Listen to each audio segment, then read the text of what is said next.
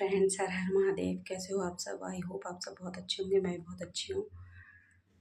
चलिए आपका बिना टाइम वेस्ट करें हम वीडियो को आगे बढ़ाते हैं। आज हम ऐसी सब्ज़ी बनाने जा रहे हैं जो बहुत कम लोगों को पसंद आती है। जैसा मैं बना रही हूँ वैसे ट्राई करना, सबको पसंद आएगी।